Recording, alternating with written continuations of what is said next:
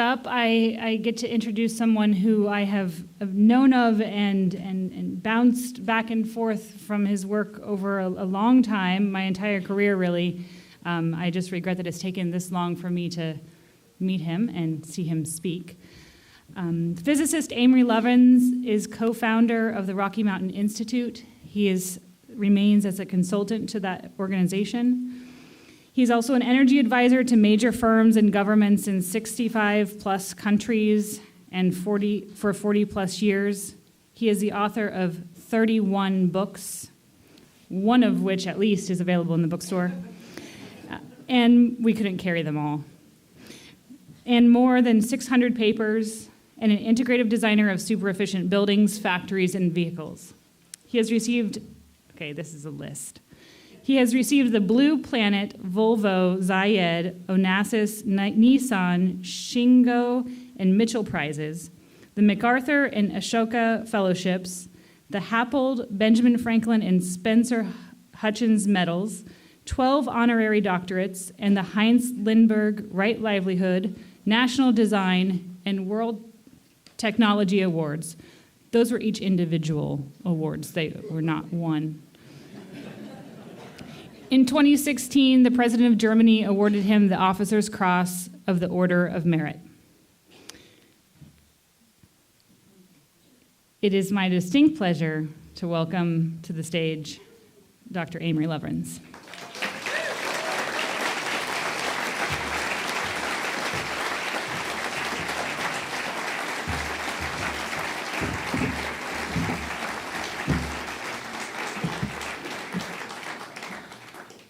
Well, thank you. I'm very happy to have the honor to report some welcome surprises from the global energy revolution, and especially to do so here in Salina.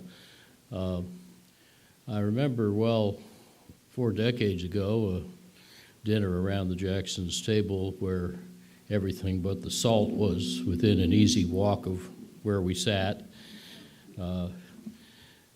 I remember speaking at the high school and having the most thoughtful and sophisticated questions from the townspeople of Salina that I've ever had before or since from any public audience. And that's when, with my coastal upbringing, I started to realize how much time you have to think about things here.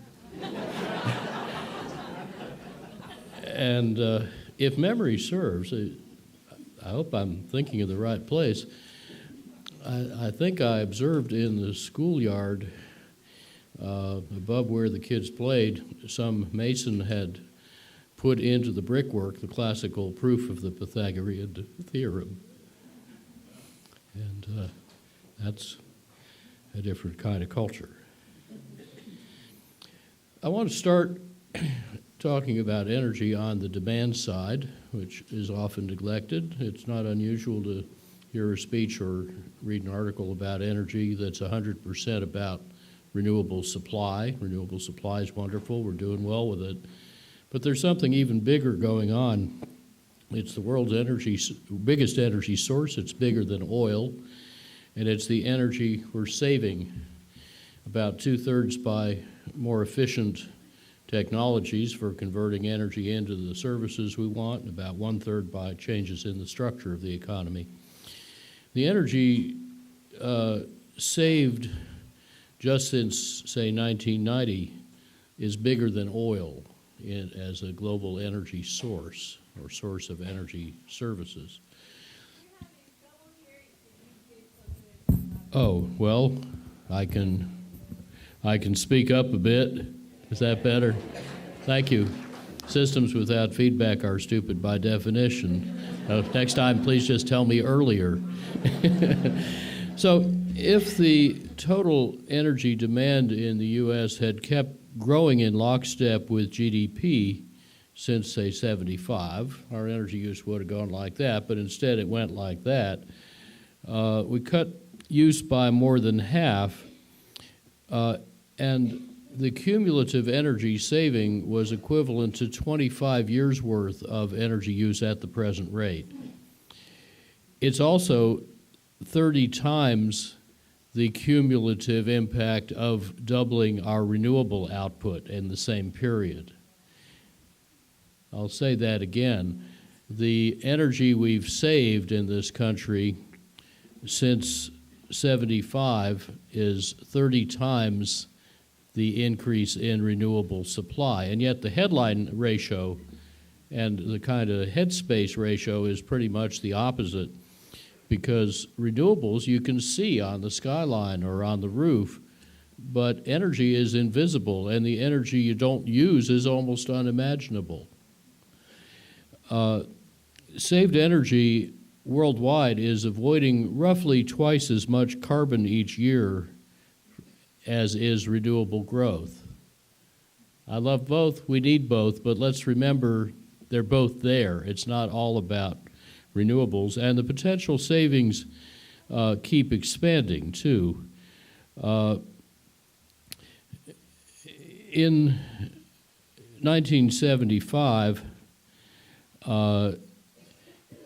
our government and industry were all saying that the energy needed to make $1 of GDP could never go down.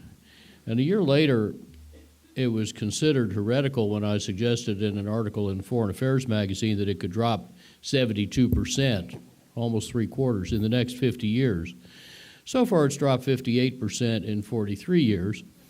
But just the innovations added by the beginning of this decade can save another threefold, twice what I originally thought, at a third the real cost.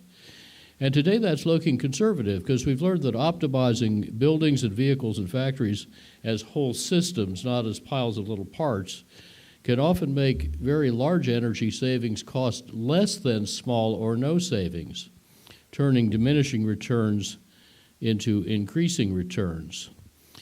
And if you search online on an article title, How Big is the Energy Efficiency Resource?, you'll find the evidence that making energy savings several-fold bigger than we thought was possible can actually cost less, because we're using not more but fewer widgets, and not fancier but simpler widgets, but more artfully chosen, combined, timed, and sequenced. That's called integrative design.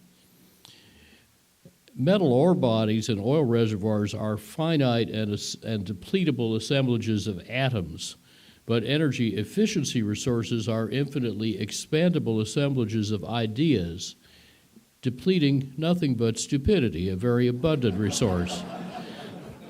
Let me give you a few examples. My wife Judy and I live 7,100 feet up in the western Colorado Rockies near Aspen, where temperatures used to dip as low as minus 47 F. But our house does no combustion. That's so 20th century. Super insulation, ventilation, heat recovery, big super windows that insulate like 16 or even 22 sheets of glass, but look like 2 and cost less than 3, make the building 99% passive solar heated, 1% active solar heated. We, decade ago, got rid of the wood stoves that used to provide that last 1%, and then we could, the problem with that is now we have no place to burn the obsolete energy studies, which are my favorite fuel. And super efficiency added less construction cost than we saved by not putting in the heating system. So the total construction cost went down slightly, and then we reinvested that, saved $1,100 plus another $6,000 to save also 99% of the water heating energy and half the water, 90% of the household electricity. So before we went solar, our bill for 4,000 square feet was $5 a month. The co-op kept changing out the meter because they thought we found some way to fiddle the decimal point. But anyway, all those savings paid for themselves in 10 months with 1983 technologies. Today's technologies are a lot better and cheaper, and that building went on to inspire the German and European and global passive house movements, along with some other early passive buildings. Now, our house is wrapped around a 900 square foot tropical jungle in which we are currently ripening our 77th passive solar banana crop. And let's see, what's fruiting at the moment, although any of this can happen any day of the year, is bananas, papayas, babacos, lemons and limes, pineapple guavas, coffee. There's over 100 kinds of higher plants in there, some of them from Borneo to keep the orangutans happy. That's a long story. And this house has got about 100,000 visitors the first decade, probably about as many since. Hope you'll get to come visit. We're in Old Snowmass, just to ask for the banana farm.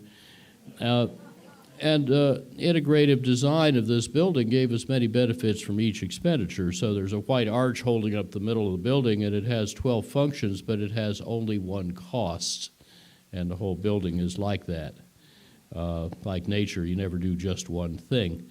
Now, that kind of integrative design let our retrofit of the Empire State Building save 38% of its energy with a 3-year payback early this decade. And that was thought pretty good until 3 years later, our cost-effective retrofit of a big federal complex in Denver saved 70% of its energy and made that difficult half-century-old building more efficient than what was then the best new U.S. office, which in turn is only a third as efficient as our own net positive, no mechanicals, passive office. This is all in the North American coldest climate zone. And now there's a building in southern Germany using 3/5 less energy than ours. And yet, all these technologies existed over a decade ago. What mainly improved is not so much the technology as the design, how we choose and combine the technologies.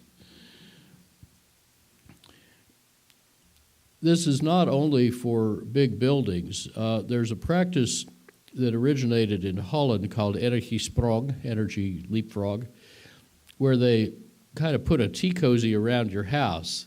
They come along and do laser measurements, send the digital data back to the factory where people and machines fabricate a super insulated thing that fits right around your house, and they drop on a super insulated roof with solar cells on it, and underneath that there's a very efficient heat pump-based utility core.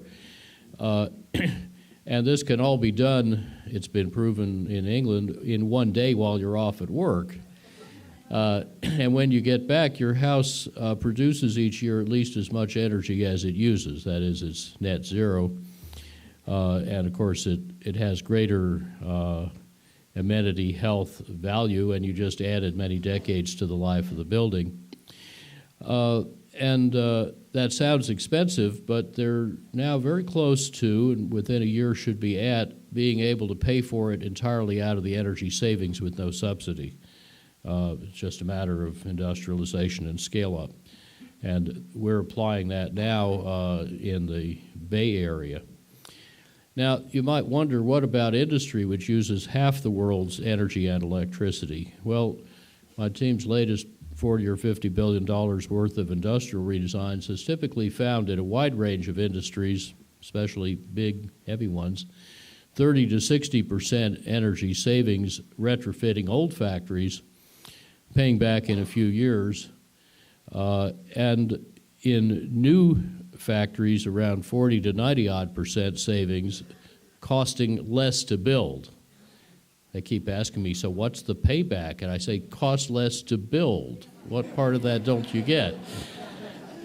But, and some of this is from stuff that's so simple it's been overlooked. For example, just better pipe and duct design, making pipes and ducts fat, short, and straight instead of skinny, long, and crooked, the usual method, can save about 80 or 90% of the friction and therefore the pump and fan energy.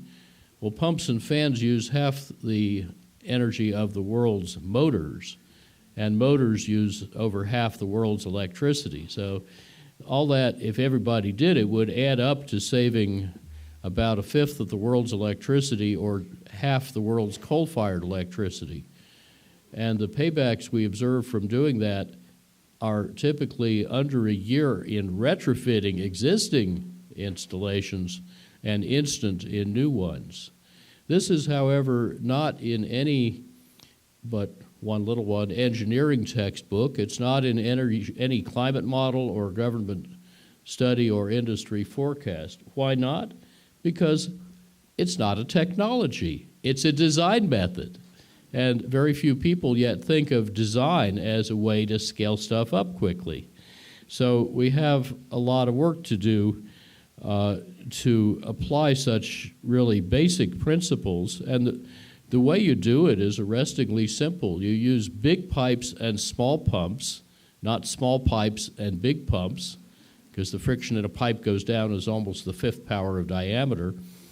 And you lay out the pipes first, then the equipment, not the other way around. So you design out the elbows. We were putting some pipes in our own house when we switched over to 1% active solar for the last bit of our heat. And our master plumber said, "Oh, I have just the thing to distribute your solar heat to those radiant slab coils you cast into the floor in '83 in case anybody might need them someday." He said, "I'll sell you he didn't say sell. He said, I'll put in for you a primary pump and 6 zonal secondary pumps." I said, "That sounds like kind of a lot of pumps. How much power is that?" He said, it's trivial, 2,240 or so watts. I said, "Well, that's way over twice what the house uses for everything. Let's talk about low friction pipe layout." So we did, and we ended up with one pump, max 43 watts, 97% less energy, and of course lower capital cost. So let me turn to another energy user, cars. We can make those several-fold more efficient before we electrify them, and in fact that makes it easier and faster to electrify them. And the logic in doing that is that most of the energy needed to move a car is caused by its weight. And then when you save 1 unit of energy at the wheels by taking out weight or drag, you're also saving another 4 or 5 units of energy you don't need to waste getting it to the wheels, so that you leverage 5 or 6 units of energy savings back at the tank. And therefore, I drive happens to be German-made electric car made of carbon fiber. It's a BMW i3. And now that details have leaked out into the trade press over the past few years, I can tell you that it's reportedly made money from the first unit off the assembly line 6 years ago, even though people thought carbon fiber is way too expensive to use in mass-produced cars like this. Well, the carbon fiber was paid for by needing fewer batteries to haul that much weight over the same range. And of course, when you got fewer batteries, they recharge faster. The weight savings snowballed. It's called mass decompounding, and they do so several times more than had been assumed. The assembly is radically frugal. Making that car takes 1/3 the normal capital and water and half the normal energy, space, and time. No wonder they made money on it. And it's much better working conditions. It eliminates the conventional body shop and paint shop, which are the 2 hardest and costliest steps in making a car. And it quadruples efficiency. It's about 124 miles a gallon equivalent, with no compromise and many advantages to the driver. Wonderful visibility, traction control, half normal turn radius, lots of nifty features, and industry-leading 5-star safety. Now, in heavy vehicles, my team years ago helped Walmart's truck fleet, the world's biggest civilian truck fleet, save half its fuel per case in a decade, and that included smarter logistics. But better technology alone can profitably make our heavy trucks in this country at least 3 times more efficient, maybe 4. Airplanes 3 to 5-fold in designs already done a decade ago by Boeing and NASA at MIT. So we're working with industry to help figure out how to do that in one leapfrog rather than in 4 or 5 generations, each taking 10 or 20 years. Add all this up, and the oil and gas reserves that are unsellable for competitive reasons now look bigger than the reserves that are unburnable for climate reasons. So oil owners are even more at risk from market competition than from climate regulation. For example, the cost of getting American cars completely off oil has fallen from $18 per saved barrel 7 years ago to under $10 today, and within 6 years or so, it'll be under zero. Really hard to compete with less than zero. So oil is becoming uncompetitive even at low prices before it becomes unavailable even at high prices. And the same is happening with electricity. We worked out 8 years ago, and now that looks quite conservative, that 3/4 of the electricity in this country can be saved at a lower cost than 1/10 of our average price of buying electricity. That's a big overhang, putting the supply side investments at risk. And with electricity, as with fuels, both technology and design are moving efficiency into fast forward. We've recently been through a period where, say, in lighting, LEDs each decade would get 30 times more efficient, 20 times brighter, 10 times cheaper. That's slowed down substantially, but it's still well on its way to saving 1/8 of the world's electricity. And that then pries open an old crack in the business models of electric utilities. You see, Thomas Edison didn't sell electricity. He sold light. He would charge you a penny to run a lamp for an hour because he knew as an inventor people were going to invent much more efficient light bulbs. And when that happened, he wanted his cost of producing light to go down so his profits of selling lighting service would go up. Well, we still do that for street lighting, but in general utility practice, he was overruled in 1892, and ever since, the industry has made the mistake of selling you a commodity called a kilowatt hour, and the more efficiently you convert it to the services you want, like hot showers and cold beer, the less money they make. They don't lose cost, they lose revenue. The whole revenue model's upside down. And hydrocarbon companies made exactly the same mistake of selling you molecules rather than the services you want, like comfort and mobility, and the more efficient you get in turning molecules into services, the less money they make. Nobody likes to talk about this, but they're going to have to get into the service business and align your and their interests if they want to survive. Now, what else changes as fast as the revolution we've seen with, say, LEDs? Well, the other half of the energy transformation, modern renewables. Turn LEDs around backwards, and instead of converting electricity into light, they convert light into electricity. Then we call them PVs, photovoltaics, solar cells. And their costs, like that of wind power, have plunged below the cost of the fossil fuels that we feed into U.S. power stations. So that's often made old coal and gas and nuclear plants uneconomic just to operate. Now, the electricity revolution can be summarized very simply. It's generally a good idea to sell customers what they want before someone else does. And electricity users are now figuring out that they can buy fewer electrons, use them more productively and more timely, make their own, and even trade them with each other. Customers in Holland can buy renewable electricity directly from other customers on what looks like a music file swapping website. It's called Van de Bron, literally from the source. And you look on it, and there are pictures of people in different parts of Holland and how they make electricity and what price they'll sell it to you for. And a utility executive living in Holland, I know, decided to buy his from that guy because the price is right, and he's holding a really cute piglet. And then at Christmas, he gets a long handwritten letter from his electricity supplier. So what big utility can dream of such customer intimacy?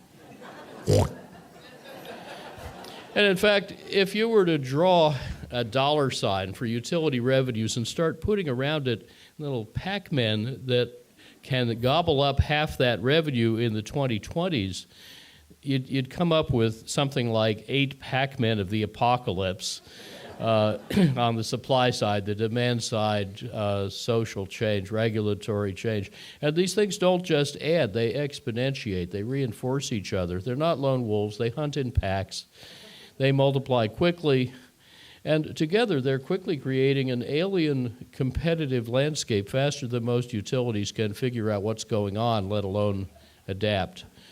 And there's even more Pacmen coming over the hill. Let me just take one of them, modern renewables, that again get most of the headlines. In the past 2 years, they have supplied around 2/3, last year 68%, of the world's total net additions of generating capacity. That's not counting big hydro. If you did count it, it would be 75% last year. Why is that? Because they got a great business case. Generally, solar and wind in most of the country now undercut fossil fueled and nuclear generation. And that isn't just because they still have some subsidy left that's phasing out, but rather, if you look at unsubsidized global markets, you find they too are beating fossil and nuclear almost everywhere in the world, and it'll be in all the major regions by next year. In Mexico, for example, unsubsidized, just over the Texas border, almost 2 years ago, their auctions cleared at 1.9 cents a kilowatt hour for solar power and 1.7 for wind power. You aren't going to be able just to burn a fossil fuel for less than that, even if the plant were free. And if you think grids need storage, well, 6 quarters ago, there was an auction just near here in Colorado, and they came in, including storage, at 2.1 cents for wind, 3.6 for solar, including storage. And now there isn't a business case anymore for building a gas-fired power plant. In Oklahoma, they've just decided to buy a mixture of not gas, but wind, solar, and storage. And if you add some demand-side management to that, that's a ironclad business case everywhere in the country. So there's about $100 billion worth of gas plants planned to be built and $500 billion of gas investments to fuel them that are pre-stranded assets. You can tell before you put a shovel in the ground that you're going to lose money on the deal.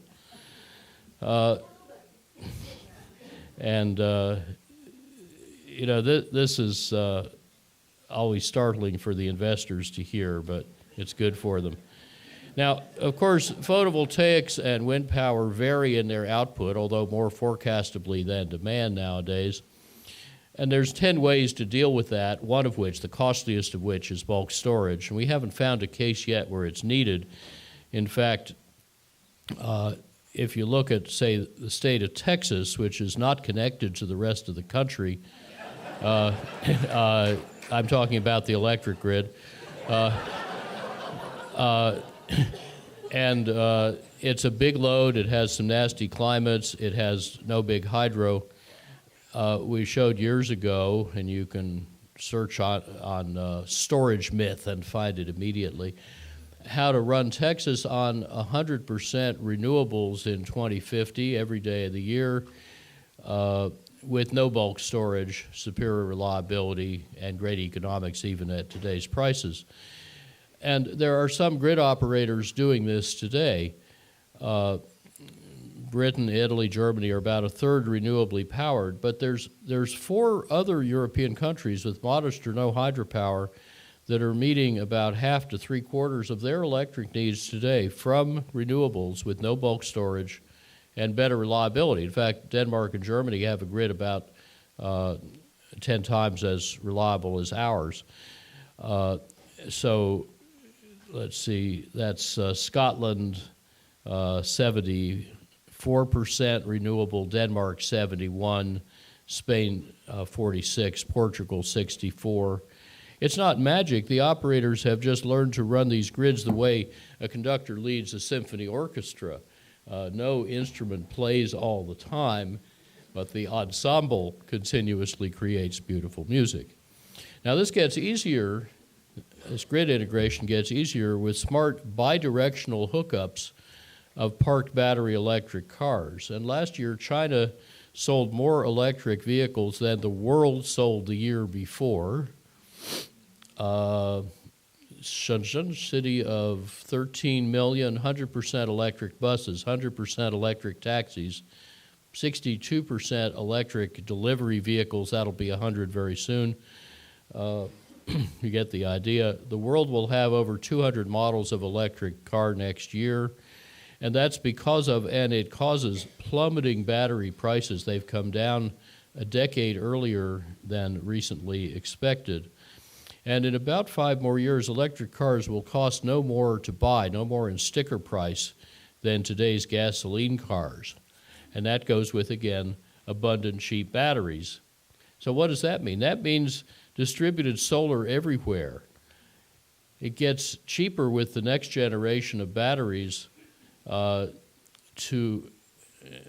fact, sometimes it's true now, to run your solar on your roof 24/7 with batteries behind your meter than to buy from the grid. And that will become very dramatically and obviously true, which means gas industry distress, the end of thermal power stations, vast distributed storage and demand flexibility to balance the grid as it gets more and more renewable, and perhaps much of the grid itself becoming a stranded asset like phone company copper. And this prospect gives utility executives nightmares, and it gives venture capitalists sweet dreams. And meanwhile, of course, efficient and electric autos are morphing from pigs, that is, personal internal combustion gasoline steel-dominated vehicles, to SEALs, shareable electric autonomous lightweight service vehicles. So that's 2 changes in technology, 3 changes in business model, all simultaneous, all mutually reinforcing, all vigorously in play, and all sped by smart policies and deep commercial ambitions in India and China. We're very active in both of those.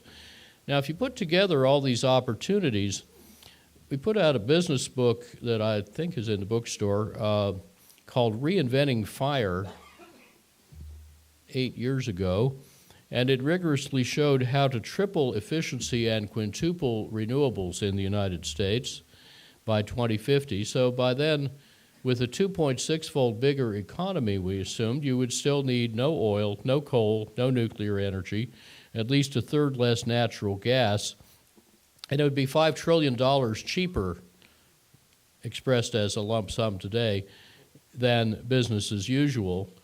We'd strengthen national security. We would cut fossil carbon emissions 82 to 86%, and we would need no new inventions and no acts of Congress. But with smart city and state policies, this could be led by business for profit. And the first 8 years of this 40-year journey are nicely on track because I think largely the private sector smells the $5 trillion on the table. That's exactly what should be happening. These best buys are also the most effective solutions to big global problems that hazard every country's security and prosperity: climate change, nuclear proliferation, energy insecurity, energy poverty. And if you like any of the outcomes of this transition, you could support it without having to like every outcome or agree which outcome is most important.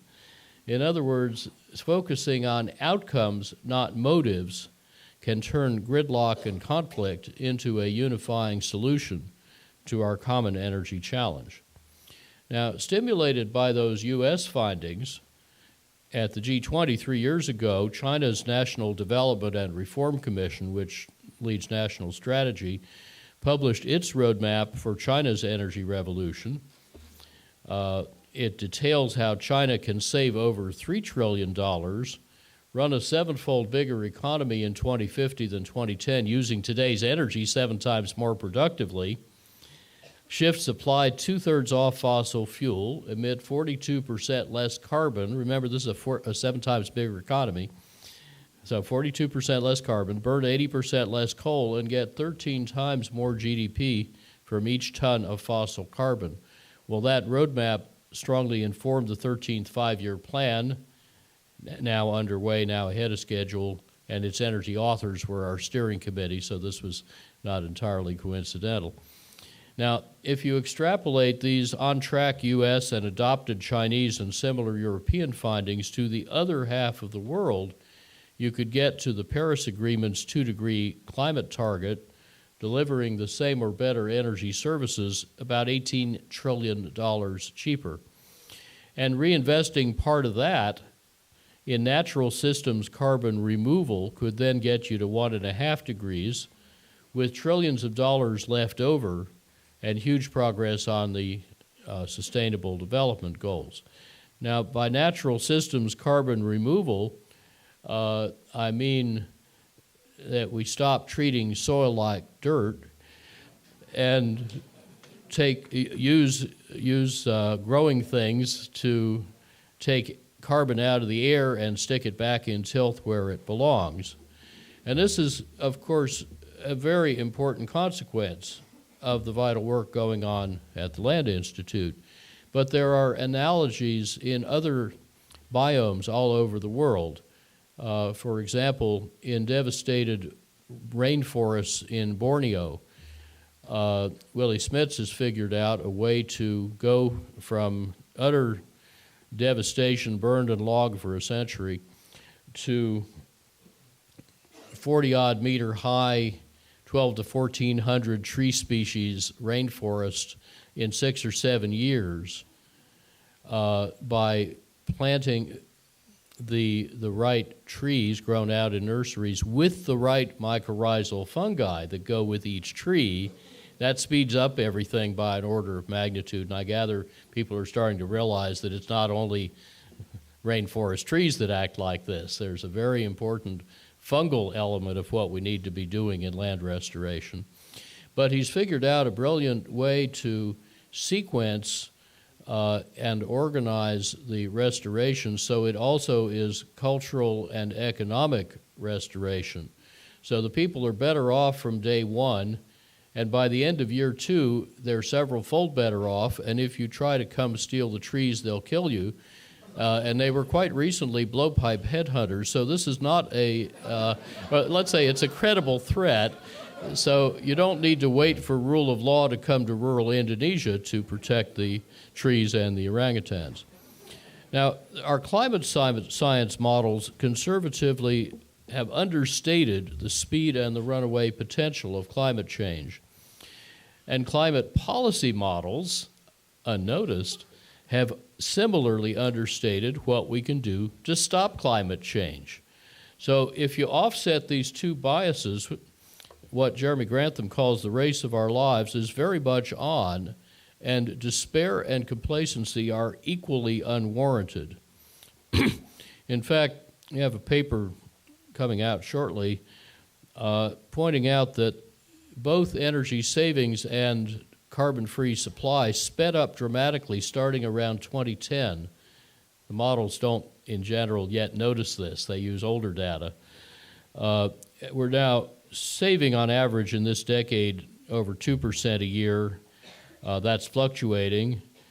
The non-carbon part of total vital energy supply is now 29%. We just discovered 4% of that is modern renewable heat that nobody was counting.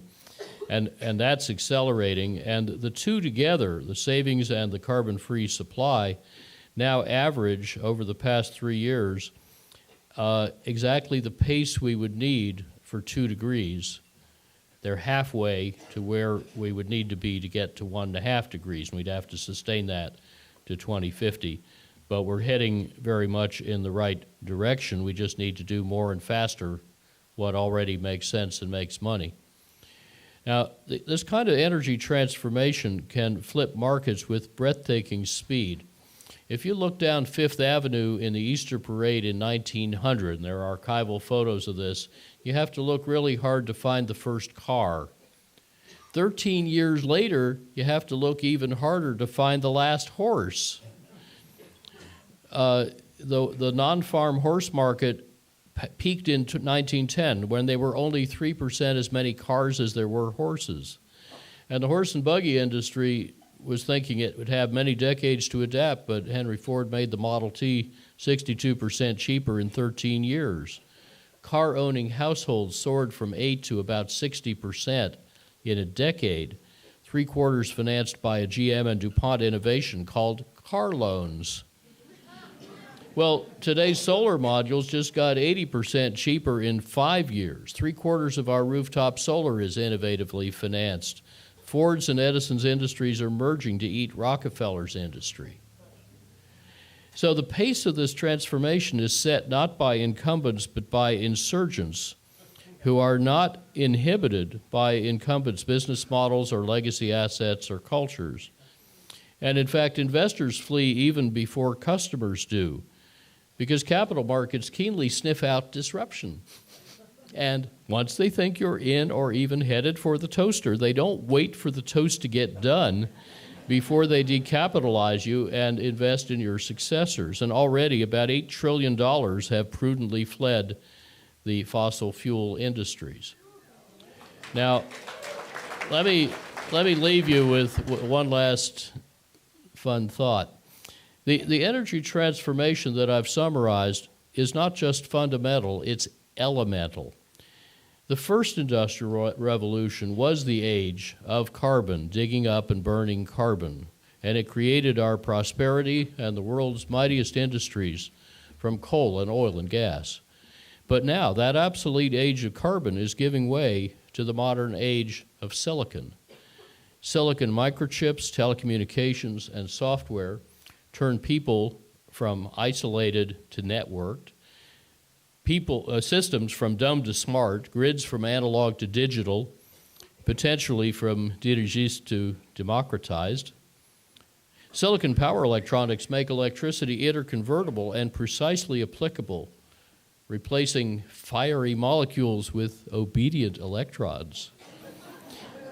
And silicon solar cells enable the ascent of energy from mining the fires of hell to harvesting the breath and radiance of heaven.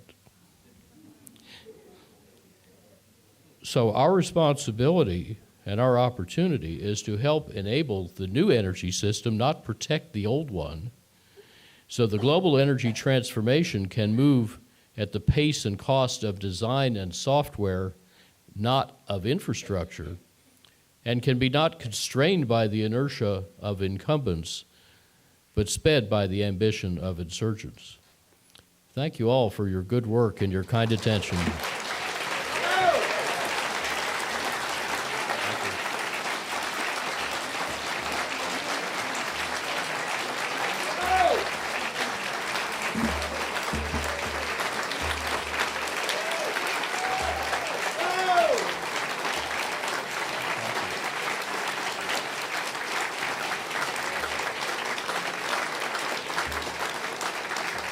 Thank you all. I am told that we can take a few minutes for discussion. Did I say anything controversial? Yes, ma'am. Speak up, please.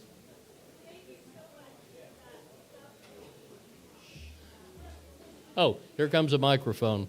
We're going to inconvenience some electrons. Thank you so much for that thought-provoking talk. And the question I want to ask you is about the idea of a strongly private sector-led energy revolution. And my concern about that, I see the elegance in that, but my concern about it is that the incentive there with the profit motive is just limitless growth, right? And so what's your response? How are you working with both people within the private sector, but then sort of multi-sectoral collaboration to address that motive of limitless growth? Or do you think maybe I'm off base in thinking that that's sort of a central problem here? You're not off base.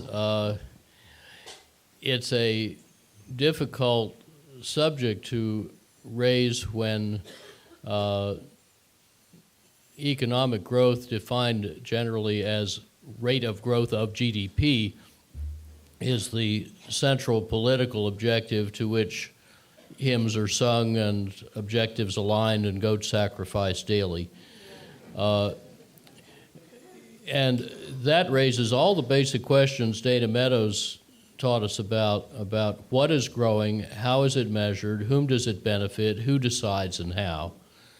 And it raises the issues that every faith tradition brings up about, I think it's in Ecclesiastes, he that hath silver shall not be satisfied with silver, nor he that hath abundance with increase. This is also vanity.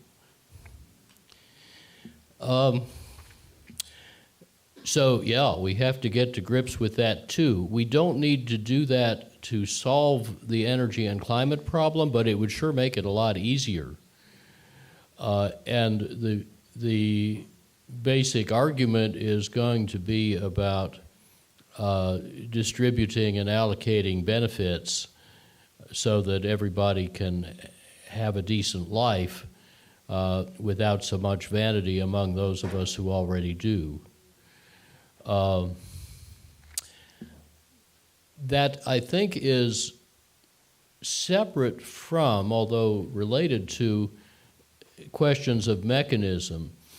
Our work emphasizes in the United States the importance of market mechanisms because that's how so much happens in this country.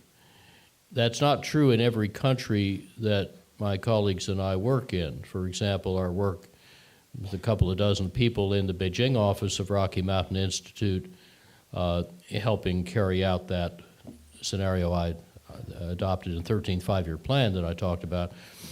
That's done largely by central planning. That's how they do things. Different societies do things differently. But I would remind you, in our book with Paul Hawken back in 20 years ago, we pointed out that markets make a splendid servant, a bad master, and a worse religion.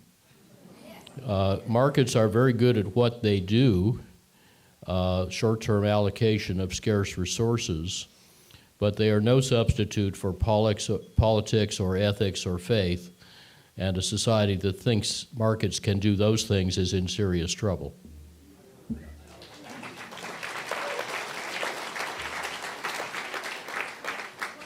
One more from this lady.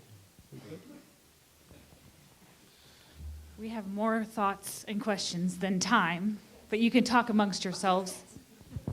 Okay, I'm going to talk very fast. My question is about the extractive mentality that has underlain so much of what we have been doing. And I don't see the things that you're talking about in a positive way as helping us get away from the extractive mentality. Can you comment, please? That's another big thing we need to work on. And renewables bring to energy, but they don't cover a lot of other stuff, the notion of a regenerative support system for our activities. And there are, of course, also destructive ways to do renewables. So I don't want to suggest that all renewable projects or technologies are a good idea. Some are not, or some are not in particular places and methods. But it's a lot better than digging stuff up and burning it. And if renewables are designed with the sort of elegant frugality that I mentioned earlier on the demand side, and then what it takes to build them is also designed in a closed-loop circular fashion, then they do very little harm. And just to give an example of that, Rocky Mountain Institute's had a team called SHINE that has done 3 rounds of redesign of photovoltaic ground mount systems with industry, and each one has cut the cost by a factor 2, so together that's a factor 8. We can now do about 2 or 2.5 cents a kilowatt hour community scale solar, unsubsidized. That's about 0.1 to several megawatts. and they're being ordered in Texas. You can buy the technology in Australia, but it comes from a whole system redesign that takes out most of the materials and other steps that incur cost. So it's a much more frugal, biomimetically based design method that doesn't just use brute force and lots of steel and concrete to hold the stuff up in the wind. And I think we need to do that sort of redesign for other renewables as well, and the wind industry is well along in figuring that out.